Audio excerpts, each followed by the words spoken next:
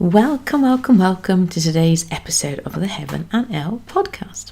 I am your host, Elle Edwards, founder of the Itchy Soul Playground and Yuya. I'm delighted to be with you today, sharing today's episode. Now, today we are following on a little bit from yesterday's conversation.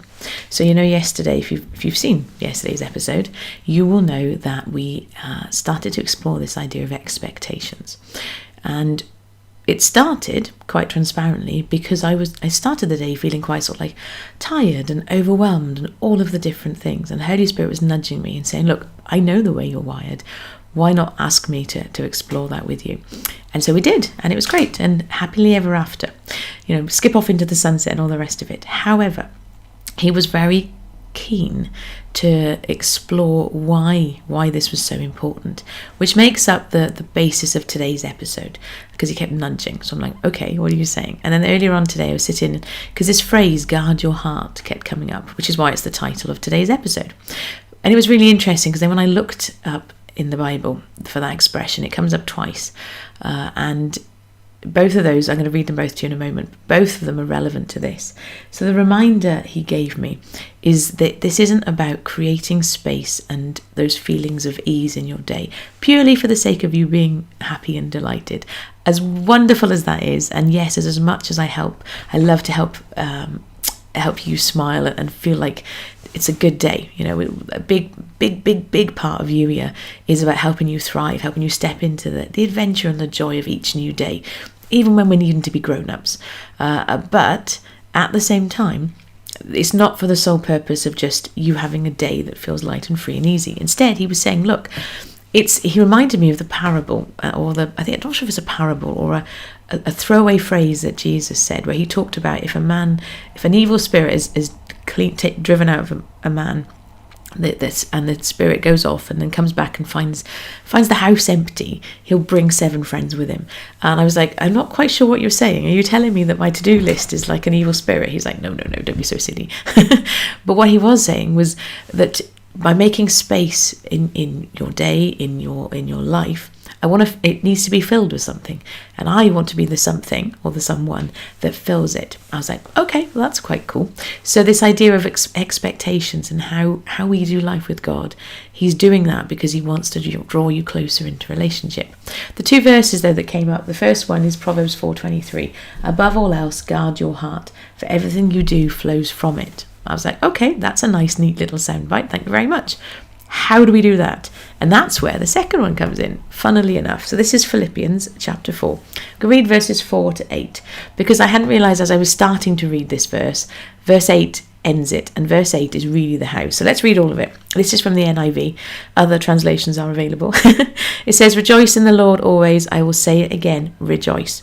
Let your gentleness be evident to all. The Lord is near. Do not be anxious about anything, but in every situation, by prayer and petition, with thanksgiving, present your requests to God. I'm going to pause there for a moment. That's the reminder from yesterday's episode. When you're feeling a bit like, in a funk about stuff, talk to God about it. Explore that with him. One of the pieces he was highlighting to me yesterday was, he was saying, hey, Elle, if you start your day from if you have moments in your day where you're just feeling a bit like and overwhelmed by stuff, and I've given you the gift of silver lining spotting. You find it really easy to explore this stuff with me and move through it and bring the joy back into the day. Have you considered how everybody else gets on with it? And I was like, no, I can't say I had really. He said, aha. And so part of what he was reminding me of literally yesterday is that part of my role of being here is to help you find that joy and those silver linings and the delight in day-to-day life. Because the reality is sometimes life feels a lot, and that's just the truth of life, and that is true for everybody. I've said to you before, anybody who tells you that they are happy all of the time is either on something or they're lying, whether they're lying to you or to themselves. Nobody goes through life happy every single moment of the day. That's just not how we do life. That's not the reality of living on planet Earth in the year 2021. Life happens, stuff happens, adulting gets in the way, being a grown-up, goodness me, it can be a lot. However, we don't have to let those feelings overwhelm us, which is why we're going to keep reading. This is verse 7. And the peace of God, which transcends all understanding, will guard your hearts and your minds in Christ Jesus. And I believe now verse 8 is the real how. Finally, brothers and sisters, whatever is true, whatever is noble, whatever is right, whatever is pure, whatever is lovely, whatever is admirable, if anything is excellent or praiseworthy, think about such things. It's that phrase, that think lovely thoughts piece that we've explored before. Remember, I've shared with you before, the way that your mind is created, it will filter in those things that it deems important to you, those things that it thinks need your attention. They will be filtered in. I had a conversation yesterday with a guy who we were chatting about. There's a social experiment where people were told, right, watch this video, count how many times, I don't know, the players in white pass the ball, and they do this, and they count, and they have an answer, and they said, oh, did you see that? What about the big gorilla? And they're like, what big gorilla? When you watch it back, there was a big gorilla. They didn't see the big gorilla because they were focused on counting the people. And he told me yesterday, and I wasn't aware of this, in that same video, there's a backdrop, a curtain, and it changes colour multiple times throughout the video. But again, they don't notice this because they are counting the players passing the ball. The point being, the things that you pay attention to, the things that you focus on, the things that you notice, your mind will help you out by filtering those things in. But God said it first. That's why I love that verse so much. Paul's reminder that we can think lovely thoughts. Those things that are lovely, praiseworthy, excellent, anything like that. And this is not about denying the times in life when it's all a bit much. We've already established that, yes, there are moments and days when it's a bit tricky. Yeah, you might even go through seasons when it just feels a lot. The reminder is that, yes, we can feel those feelings. We're not going to deny those feelings. And at the same time, we don't have to stay sitting in it. We've been given this antidote. Right? How do we shift this? All of it, of course, is God helping you. That's the Message translation of Romans 12. Here's what I want you to do, God helping you. You don't need to willpower your way to this. God already set the expectation yesterday, or set the agenda yesterday, when we had us focus on expectations. What are you expecting? Explore that stuff. What does that look like? He knows the way that your mind is wired, and he wants to work with you and step into this deeper relationship with you so that you can thrive, have a more joyful day-to-day life. And with that said, there's that reminder as well. We are next month. It's not next month, it's this month. We're in August now. I lost track of time there completely. In August is really a relaunch of the Itchy Soul Playground. Think of it as Itchy Soul Playground 2.0, where we are shifting the way that we do community. Well, we're still doing community in our safe space. We are still doing community together, but we're just changing the way that we meet up. And so at the end of the month, on the 29th of August, we're having our first one-day event, and we're going to be exploring you, the work of art that God created you to be. Ephesians 2:10 is our key verse for this, and you've heard me say this before, and you'll hear me say it again. You are God's workmanship, his work of art, his poetry, his treasure, his delight, created in Christ Jesus to do good works planned in advance for you. And yes, I'm paraphrasing slightly. There is a plan and a purpose for your life. If you're somebody who maybe had dreams and ambitions and this sense of wonder and excitement when you were a kid, and now adulting just gets in the way. I keep hearing this phrase, is this it? Yeah. So really, the people, the absolute perfect people for this new iteration, or the 2.0, Itchy Soul Playground 2.0, for those people who do day-to-day life. They show up, they work really hard, they try their best. You're somebody that, you have a really big heart. You want to do the best that you possibly can, and, serve your family, show up, and all that stuff. But let's be honest, there are times when you feel a little bit like, is this it? Is this the sum total of my life? I'm going to get up, do what I'm going to do, try my best, and then get to the end of the day and go to bed, and then rinse and repeat until the day I die. No. I don't know about you, but for me, that just feels, I can feel the energy of that. Like, ugh. The reality is that I am here to advocate for you stepping into the fullness of everything that God created you to be, in that intentional, expectant relationship with him, so that you can enjoy and thrive and have a smile on your face more often than not, to recapture the fun and the wonder and the delight of what it means to be alive and human. And that's what the Itchy Soul Playground is for. And you can do that right now today, even in the circumstances that you are in. This is not about picking you up and transplanting you into a whole other life. not about that at all. This is about playing and exploring and doing life with God in relationship, in community, within the context of real life. And those two, they can go together. And the reason I know they can go together is because this has been the story of my life.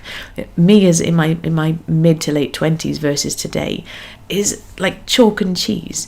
And yet the circumstances of day-to-day life aren't any different. I'm still in the exact same house. I still have the exact same family. I still have to get to see, mind shifts. That's part of what we need to explore with this as well, those stories, those shifts, the language that we use. But I still have to do the laundry, the boring stuff, making sure that when it's school time the kids get to school on time, all of that stuff. This is not about whisking you away to a tropical island, although yes, I'm sure sometimes it would be lovely to whisk away to a tropical island. What we are going to do, however, is we are going to help you create space. This one-day event is an opportunity for you to step away.